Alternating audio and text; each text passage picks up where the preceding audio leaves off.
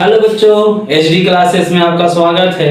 जैसे कि बच्चों आप लोगों का डिमांड था कि सर भाषा विषय वस्तु पर एक टॉपिक लाया जाए, तो आज मैं जो टॉपिक लाया हूं आपके डिमांड पर भाषा पर ही टॉपिक है और इस विषय वस्तु पर आज हम लोग चर्चा करेंगे।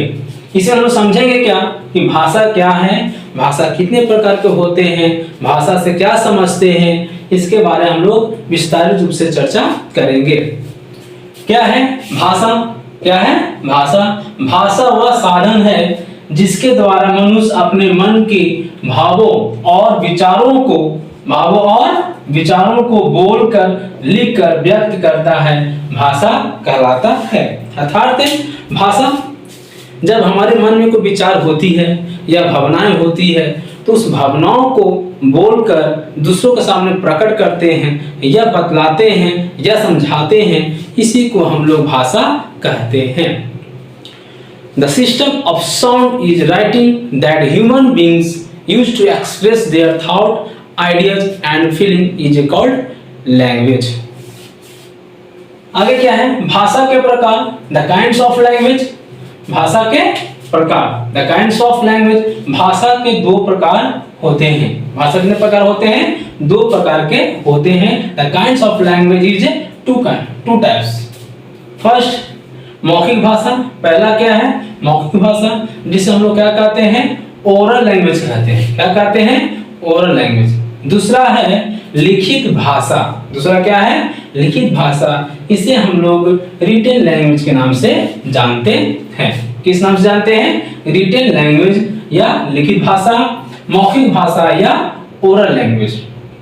मौखिक भाषा किसे कहते हैं? जब हम अपने मन के विचारों को बोलकर, कैसे? जब हम अपने मन के विचारों को बोलकर दूसरों को समझाते हैं, उसे मौखिक भाषा कहते हैं।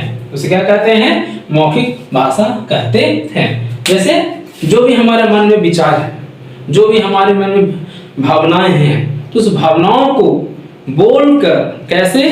बोलकर जब दूसरों को समझाते हैं या प्रकट करते हैं, उसे हम लोग मौखिक भाषा के नाम से जानते हैं या ओरल लैंग्वेज के नाम से जानते हैं। Oral language is an important focus of literacy teaching for the role it plays in learning to read as well as for the purpose of communication is called oral language। दूसरा क्या है? लिखित भाषा। लिखित भाषा किसे कहते हैं? जब हम अपने मन के विचारों को लिखकर, कैसे? लिखकर दूसरों को समझाते हैं, उसे लिखित भाषा कहते हैं। ठीक उसी तरह है, जब भी हमारे मन में जो विचार है, जो भावना है, उसे हम लोग लिखकर, कैसे? तो लिखकर जब दूसरों को समझाते हैं या बतलाते हैं, उसे हम लोग लिखित भाषा कहते हैं। क्या कहते हैं? लिखित भाषा कहते हैं। A written language is the representation of language by means of writing is called writing या written language। बच्चों एक और है जिसे हम लोग कहते हैं सांकेतिक भाषा।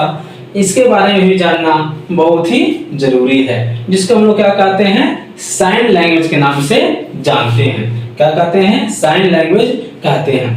सांकेतिक भाषा वह होती है, सांकेतिक भाषा वह होती है जो अपने मन के विचारों को संकेत करके, कैसे? संकेत करके या इशारों के माध्यम से, कैसे? इशारों के माध्यम से दूसरों को समझाते हैं, उसे सांकेतिक भाषा कहते हैं। मतलब इशारा करना, इशारों के माध्यम से हम लोग इसको अपने मन की बातों को बतलाते हैं, उसे हम लोग साइन लैंग्वेज कहते हैं।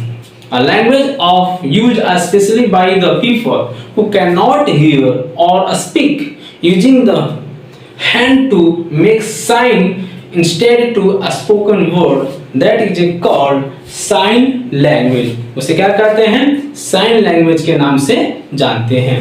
तो बच्चों आज हम लोग ये जो भाषा है, भाषा विषय वस्तु है, आज हम लोग इतना ही तक रखेंगे। इसका दूसरा पार्ट भी हम लोग लाएंगे। ठीक है, तो अगर बच्चों ये वीडियो आप लोग को अच्छा लगा होगा तो लाइक कीजिएगा और अपने साथी संबंधी के पास शेयर कीजिए ताकि यह वीडियो उनके लिए भी यूजफुल हो सके।